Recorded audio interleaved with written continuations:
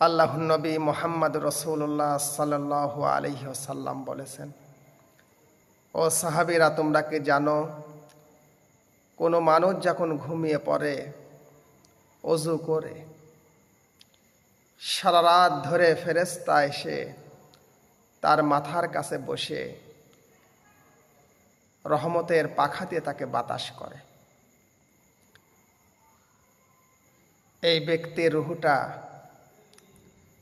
আরশ মাওলার পাশে সেজদায় পড়ে চোখের পানি ছেড়ে দিয়ে কাঁদে। মহান রব তাকে জিজ্ঞাসা করে, বান্দা তুমি কাঁদো কেন? তখন রূহ বলে, রব্বুল আলামিন, আমি জীবনে এত গুনাহ করে ফেলেছি, এত অন্যায় করে ফেলেছি, ক্ষমা করার মতো ক্ষমতা পৃথিবীর কোনো মানুষের নেই। তুমি যদি আমাকে ক্ষমা করে দাও, তাহলে আমার জিন্দেগির গুনাহগুলোকে ক্ষমা যদি করে দাও, তাহলে আমাকে অনেক হালকা মনে হবে। তে মেহেরবানি করে তুমি আমাকে ক্ষমা করে দাও।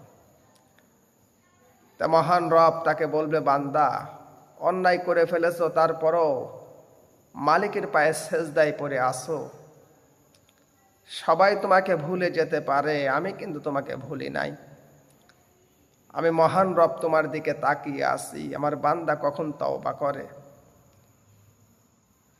যখন তুমি মাথা নত করে আমার কাছে ভিক্ষা চাইলে, আমি মহান রব তোমার জিন্দেগির গুনাহগুলোকে ক্ষমা করে দিলাম। যে ব্যক্তি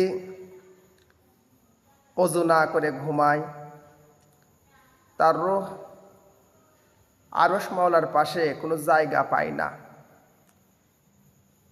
আরশ মাওলা থেকে অনেক দূরে এই বান্দাও সেজদায় পড়ে থাকে। এই বান্দাও মালিকের পায়ে সেজদায় পড়ে কাঁদে, আল্লাহ আমাকে ক্ষমা করুন।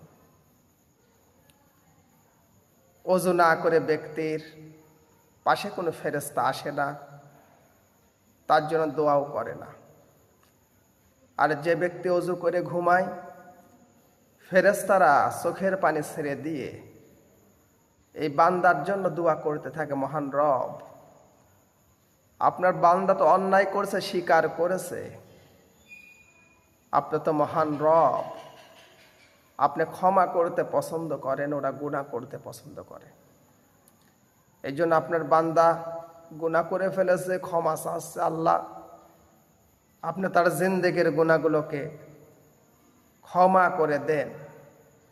মহান রব বান্দার গুনাহগুলোকে ক্ষমা করে দেবে। সুবহান।